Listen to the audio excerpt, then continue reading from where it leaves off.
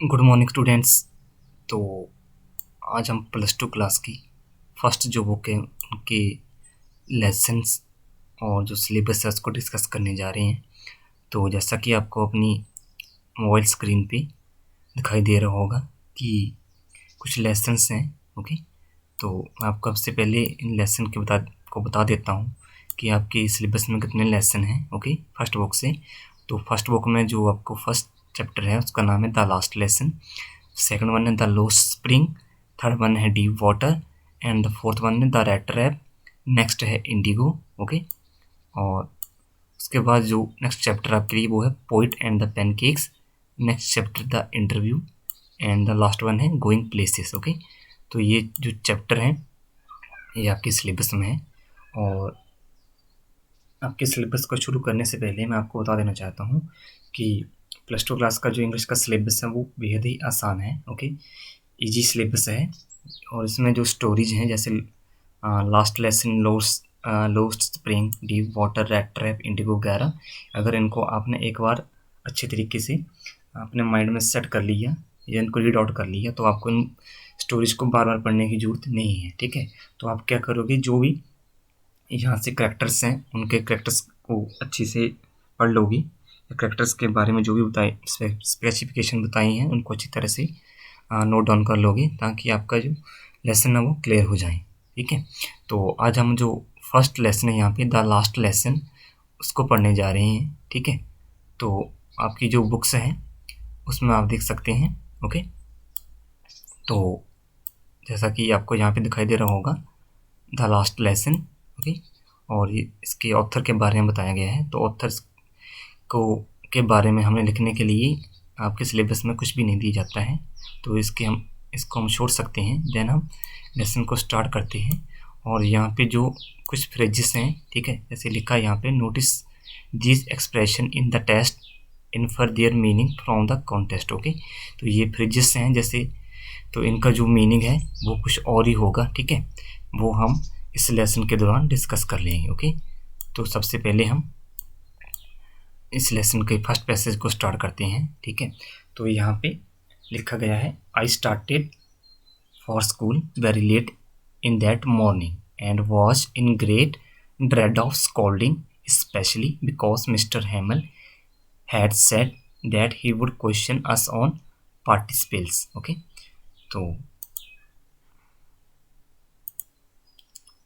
तो यहाँ से हम लेसन को स्टार्ट करते हैं। ओके, तो फर्स्टली वर्ड आपके पास, I started for school very late. Okay, तो आई यहाँ पे जो रेफर हुआ है वो किसके लिए, लेसन में एक करेक्टर होता है जिसका नाम क्या होता है, French. Okay, FR okay ANZ। Okay, ये पूरा का पूरा लेसन इसी करेक्टर पे डिपेंड है या रिलेटेड है जिसका नाम क्या होता है, फ्रेंच। ओके, तो इस करेक्टर का नाम क्या होता है, फ्रेंच। ओके, तो वो अपनी स्टोरी बता रहा होता है और वो क्या बताता है, I started for school very late morning and was in great dread of scolding. इससे पहले कि मैं एक्सप्लेनेशन स्टार्ट करूं, यहाँ से जो कुछ टफ वर्ड हैं मैं आपको वो बता देता हूँ। जैसे यहाँ पे टफ वर्ड है इन great dread of scolding. Okay, तो फर्स्ट वर्ड ये है, तो इसका मीनिंग क्या बनेगा, इसका मीनिंग होगा in great fear. Okay, in great fear का मीनिंग क्या है, काफ़ी ज़्यादा डरा हुआ या काफ़ी ज़्यादा डर से। ओके, और नेक्स्ट जो वर्ड है यहाँ पे वो है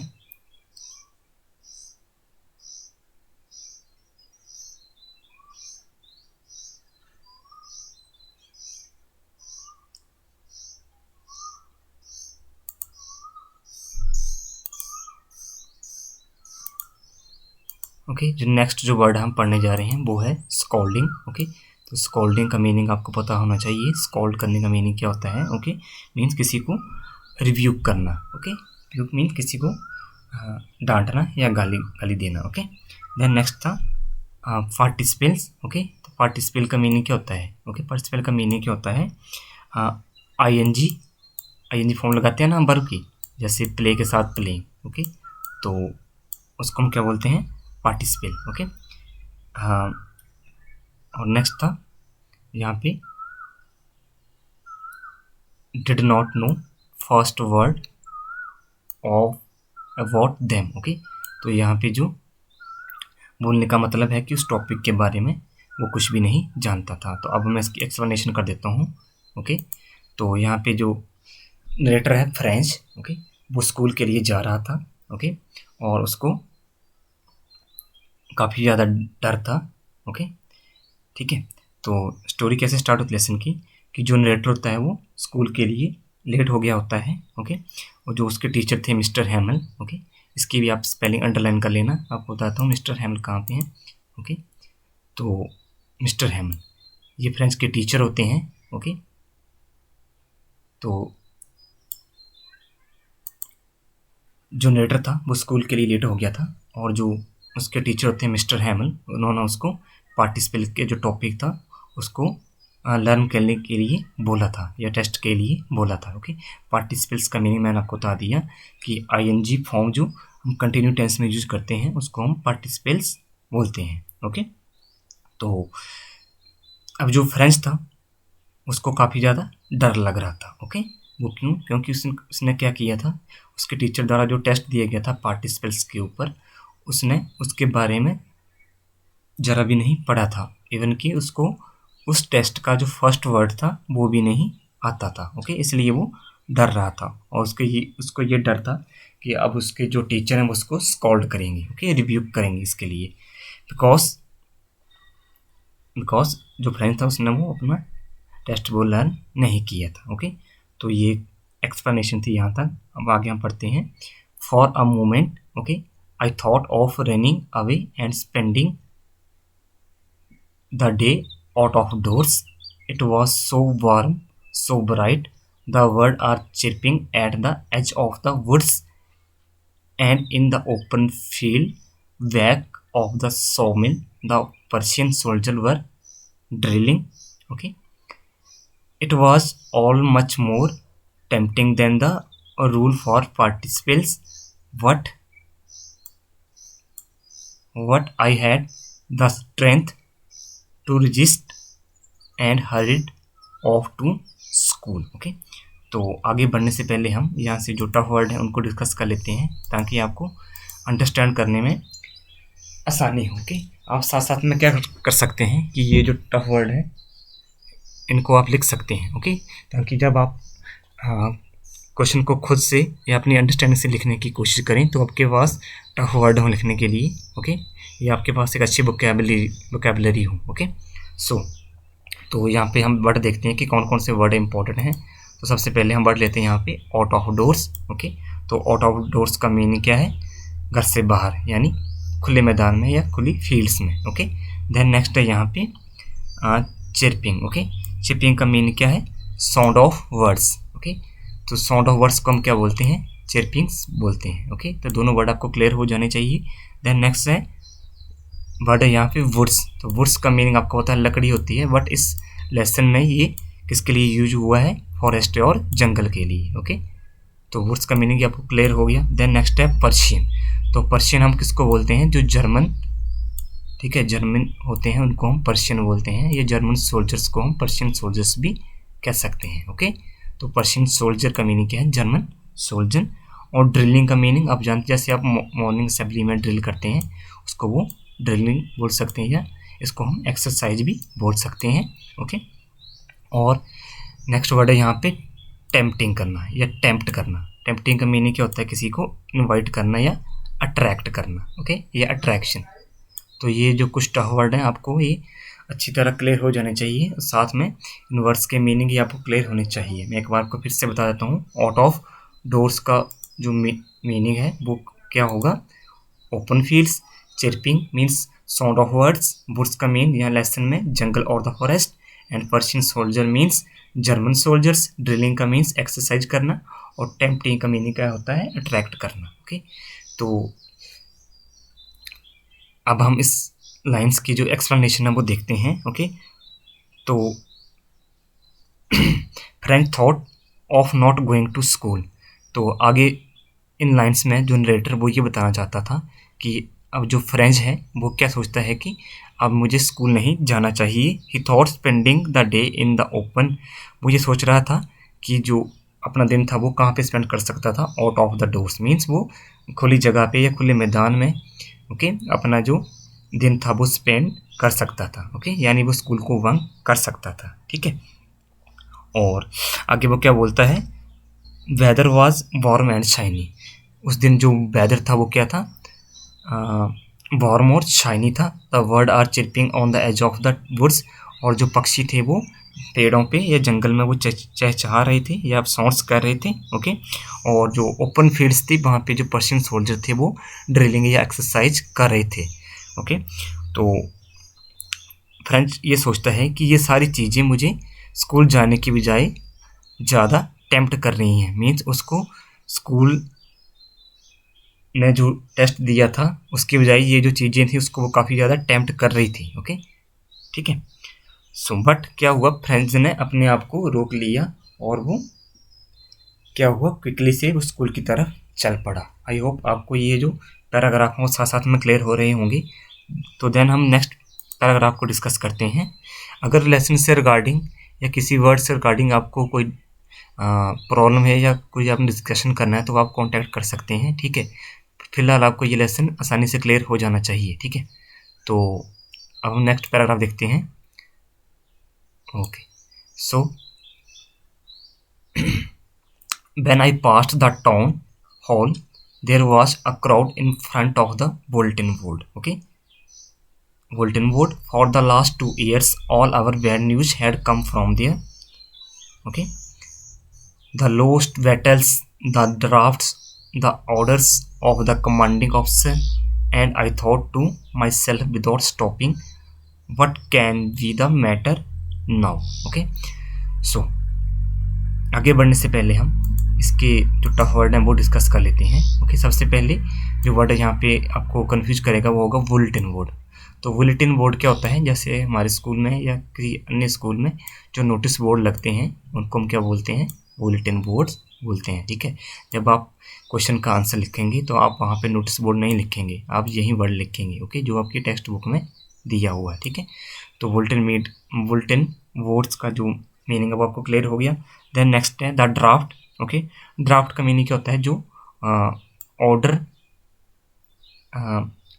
जारी किए जाते हैं किसके द्वारा, गवर्नमेंट के द्वारा, उनको हम ड्राफ्ट बोलते हैं। ठीक है, और द कमांडिंग ऑफिसर का मीनिंग क्या होगा, ओके, जो हेड ऑफ आर्मी होता है उसको हम क्या बोलते हैं, कमांडिंग ऑफिसर। ओके, तो जो वर्ड थे वो आपको क्लियर हो जाना चाहिए और अब हम इन लाइन्स की एक्सप्लेनेशन देखते हैं। ओके, तो जब फ्रेंड जो स्कूल की तरफ जा रहा था ओके, और जब वो कहाँ पहुँचा, टाउन हॉल के पास पहुँचा, या टाउन हॉल के पास वो गुजर रहा था। ओके, पास का मीनिंग आप जानते हो ना, हॉल, वो टाउन हॉल के पास वो गुजर रहा था तो वो क्या देखता है कि जो नोटिस बोर्ड था उसके सामने काफ़ी ज़्यादा क्या थी, लोग थे या क्राउड थी। ओके, सिंस लास्ट 2.5 ईयर्स, वो आगे वो क्या बोलता है कि लगभग 2.5 ईयर्स इस नोटिस बोर्ड में नोटिस बोर्ड से उनके लिए क्या बैड न्यूज ही आती रही। ओके, यानी बुरी खबरें ही आती रही, जैसे द लोस्ट बैटल्स यानी युद्ध में उनका हार जाना, the drafts, the order of the commanding officer, और जो आदेश थे या जो ऑर्डर थे किसके, हेड ऑफ आर्मी के, वो इसमें इन नोटिस बोर्ड पे वो डिस्प्ले होते रहते थे, यानी उस जो बुरी खबरें थी उनको उस नोटिस बोर्ड के थ्रू आती रहती थी। ठीक है, फ्रेंच, इसके आगे क्या हुआ कि जो फ्रेंच था उस टाउन हॉल के पास नहीं रुका। ठीक है, वो आगे बढ़ता रहा। ही वंडर्ड, और वो थोड़ा सा क्या हुआ, हैरान हुआ कि what can be matter now, कि अब क्या मैटर हो सकता है। पिछले 2 या 3 सालों से हमें बुरी खबरें ही इस नोटिस बोर्ड पे देखने को मिल रही हैं, बट अब क्या हो गया। ओके, और क्या कारण है कि यहाँ पे जो क्राउड इकट्ठी हो गई है। ओके, तो ये पैराग्राफ भी हमारा क्लियर हो गया। देन हम नेक्स्ट देखते हैं। Then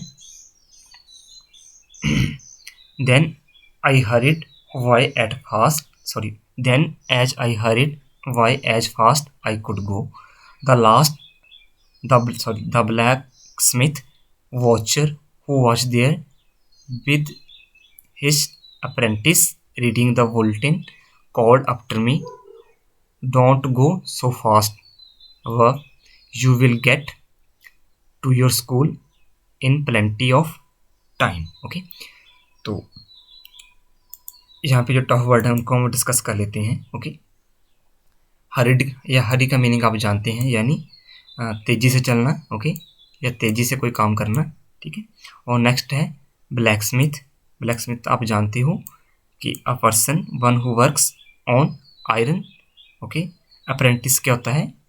trainee. ओके, ट्रेनिंग, जो ट्रेनिंग करता है उसको हम अप्रेंटिस बोलते हैं। ओके, और इस वर्ड का मीनिंग है, वर्ब का मीनिंग यहाँ पे boy. Okay, V O and Y. Okay, तो वर्ब का मीनिंग यहाँ पे क्या है? बॉय।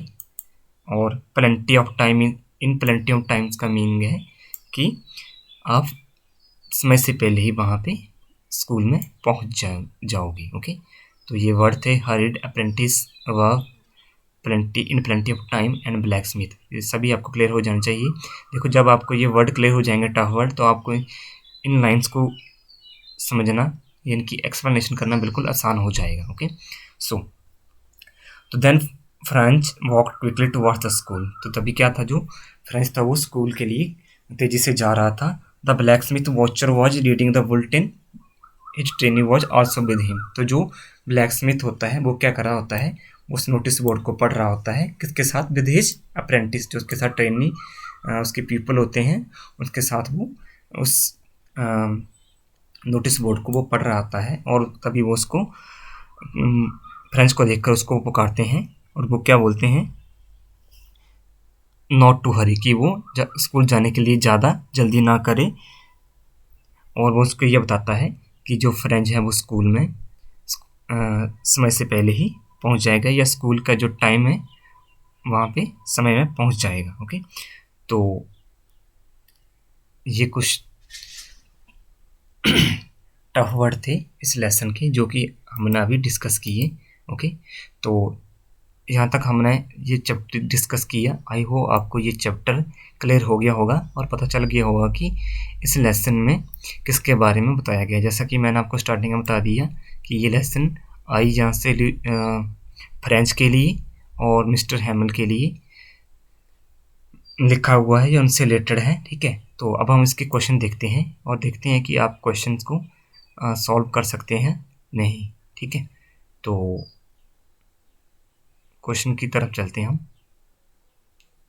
ओके, तो फर्स्ट क्वेश्चन है यहाँ पे, what was friend expected to be prepared with for school that day. Okay, और सेकंड क्वेश्चन है, what did friend notice that was unusual about the school that day. और next था, what had been put up on the bulletin boards. तो ये सब question है हमारे जो नेक्स्ट पैराग्राफ होंगे उनसे क्लियर हो जाएंगे। फिलहाल के लिए जो आज हमने पढ़ा फ्रेंच और उसके बारे में कि कैसे उसके जो टीचर थे मिस्टर हैमल, उन्होंने उसको पार्टिसिपल के ऊपर टेस्ट दिया था और फ्रेंच ने उसको नहीं किया था।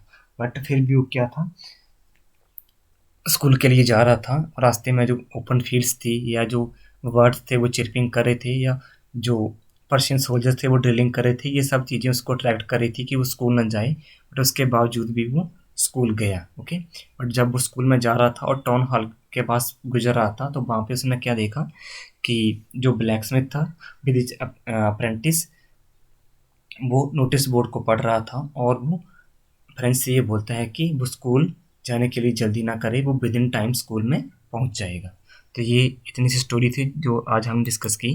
बाकी कल की जो नेक्स्ट स्टोरी वो हम कल पढ़ लेंगे। ओके, आई होप आपको ये लेसन क्लियर हो गया होगा।